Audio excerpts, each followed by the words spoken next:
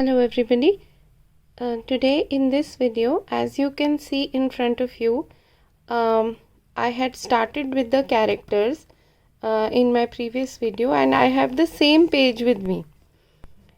इस वीडियो में जो पिछली बार कैरेक्टर्स हमने स्टार्ट किए थे उनको एक ही कैरेक्टर किया था, rather it was the character of Achakka, यानी कि जो हमारी नैरेटर है उसका कैरेक्टर था। लेकिन थोड़ा सा मैं इसे हिंदी में एक्सप्लेन कर रही हूँ। पेज हमारा वही है, लिखा भी मैंने वही है जो उस दिन लिखा था, but in that video I had explained in English, so I am just briefly telling you about the character of Achakka in Hindi for better understanding. What is the meaning of the word narrator? The first thing which is important is what is the meaning of the word narrator? यानी narrator होता कौन है? Narrator is a person who is telling a story. Narrator कहानी सुनाने वाला है।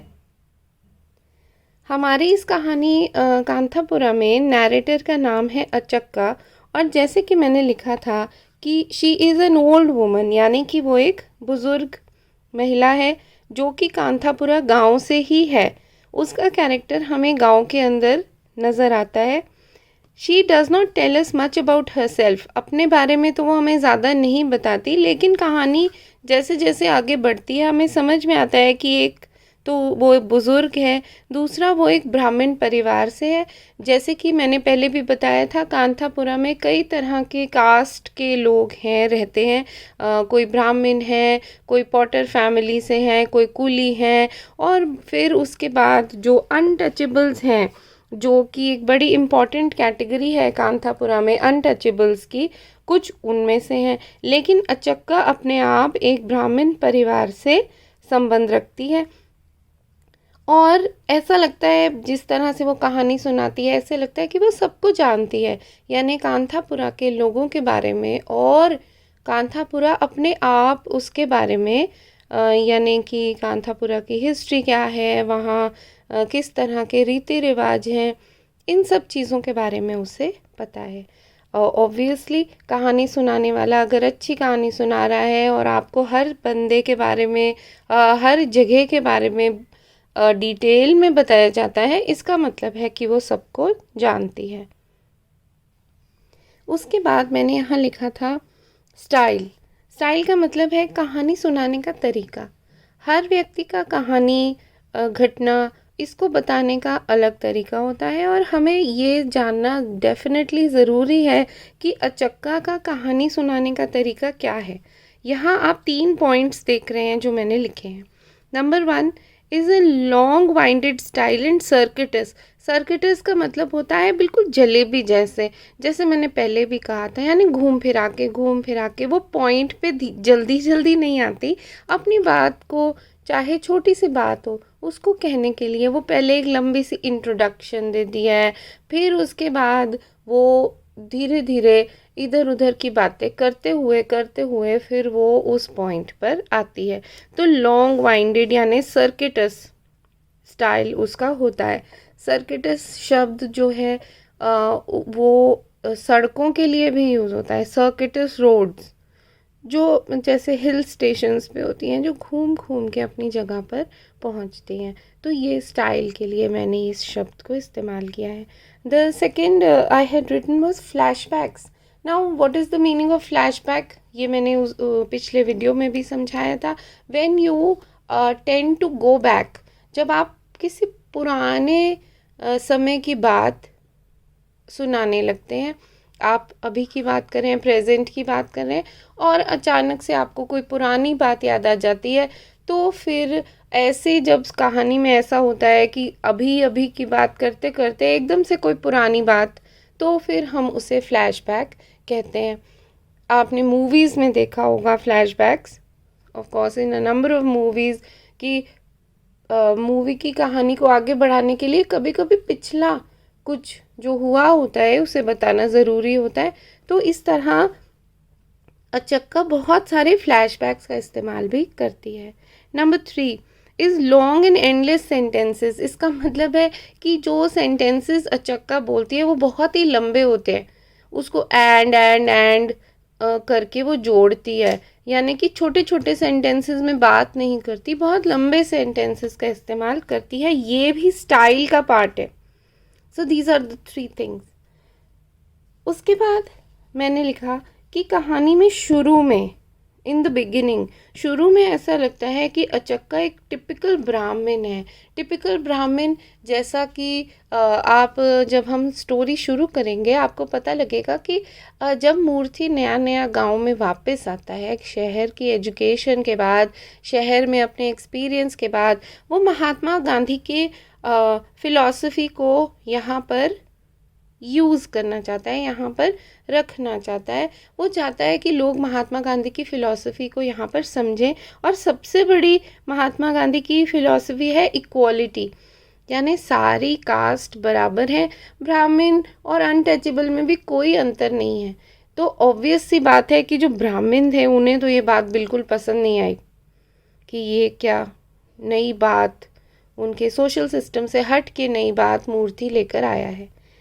उनको ऐसा लगता था कि ये जो इक्वालिटी की बात मूर्ति कर रहा है वो पोल्यूशन के बराबर है, तो वो उनके सोशल सिस्टम को पोल्यूट कर रहा है। पोल्यूट आप समझते हैं हिंदी में, प्रदूषण करना, प्रदूषित करना, यानी कि उन्होंने इस इक्वालिटी के आइडिया को एक्सेप्ट नहीं किया, यानी उसे स्वीकारा नहीं कि हाँ हमें नहीं चाहिए ये, क्या तुम ये नई बात लेकर आए हो जो कि हमारी पुरानी परंपरा से बिल्कुल अलग है। ब्राह्मण ऊंचे होते हैं तो वो ऊंचे ही हैं।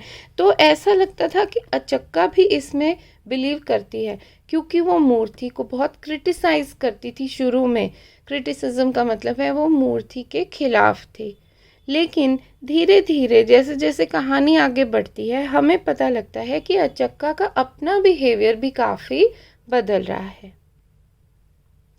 अब हम नेक्स्ट पेज पर आते हैं जहाँ मैंने आगे लिखा था by the end of the book, यानी कि जब तक कहानी ख़त्म होती है, नॉवल के अंत तक हमें ये समझ में आता है कि अचक्का का बिलीफ भी बदलता है, चेंजेस, और वो मूर्ति की सपोर्ट करने लगती है। और साथ ही साथ हम ये भी देखते हैं कि वो खुद लीड करती है। लीड बहुत इम्पॉर्टेंट वर्ड है, यानी कि खुद वो आगे बढ़ चढ़कर औरतों की जो रिबेलियन है पुलिस के अगेंस्ट उसमें भाग लेती है। ठीक, यानी अगर वो पुलिस के खिलाफ भाग ले रही है, यानी वो भी भारत की जो फ्रीडम स्ट्रगल है, फ्रीडम स्ट्रगल यानी अब आज़ादी की जो लड़ाई है उसमें पार्टिसिपेट करने लगती हैं, यानी कि वो मूर्ति की सपोर्टर बन जाती हैं। शुरू में वो उसे क्रिटिसाइज़ करती हैं लेकिन बाद में वो उसकी सपोर्टर बन जाती हैं। अचक्का के द्वारा राजा राव हमें क्या बताते हैं, ये मैंने 5 पॉइंट्स लिखे हैं, बहुत सिंपल हैं। सबसे पहले अचक्का कहानी सुनाते सुनाते हर कहानी के अंदर जितने भी कैरेक्टर्स हैं, कैरेक्टर्स का मतलब होता है पात्र, कहानी के जितने भी पात्र हैं उनके पर्सनल ट्रेट्स हमें बताती हैं। पर्सनल ट्रेट्स, फिजिकल ट्रेट्स, कौन मोटा है, कौन लंबा है, कौन कैसे चलता है, कौन कैसा दिखता है, कौन कहाँ रहता है, किसकी क्या क्या हैबिट्स हैं, वो हमें बताती है। नंबर 2, देयर बिलीव्स, उनकी सोच क्या है। एक तो होता है कि बंदे की फिजिकल ट्रेट्स और दूसरा होता है अगले की सोच, कौन मूर्ति के खिलाफ है, कौन उसके साथ है, कौन एक अच्छे कैरेक्टर की कैटेगरी में आता है तो कौन थोड़ा सा विलेन की कैटेगरी में आता है, कौन भारत की फ्रीडम स्ट्रगल में पार्टिसिपेट करता है, कौन नहीं करता। तो ये हो गए beliefs. Local history of Kanthapura, Kanthapura की अपनी हिस्ट्री, जैसे कि मैंने आपको केंचम्मा हिल के बारे में बताया कि केंचम्मा हिल जो कांथापुरा के साथ ही हैं, वहाँ की देवी जो है गॉडेस हैं, गॉडेस केंचम्मा, उनके बारे में। तो ऐसी छोटी छोटी जो लोकल हिस्ट्री हैं कांथापुरा की, और जो लेजेंड्स हैं, लेजेंड्स का मतलब भी होता है जो ऐसी कुछ यानी कि बातें जो भगवान से रिलेटेड हों या फिर कोई ऐसी बातें जो अभी की ना हो, बहुत पुरानी हो, वो जो कांथापुरा के साथ रिलेटेड हैं उनके बारे में वो हमें बताती है। और number 5, again this is very important, number 5, the social system. Social system अगर हम देखें तो यहाँ कास्ट की बात भी आ जाती है कि कांथापुरा का कास्ट सिस्टम कैसा है, यहाँ पर लोग किस किस कास्ट के रहते हैं। ठीक है, द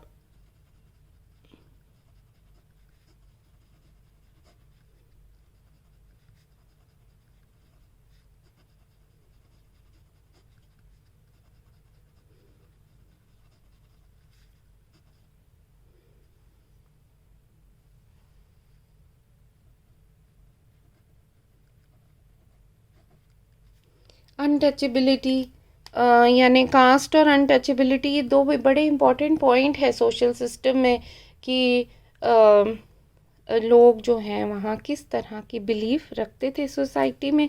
तीसरा ऑफ कोर्स किस तरह के ऑक्यूपेशंस का मतलब है किस तरह के काम लोग किया करते थे, यानी किस कूली जो थे वो क्या काम करते थे, पॉटर क्या काम करते थे, ब्राह्मण्स का क्या काम था। अगेन ये भी कास्ट से रिलेटेड ही है।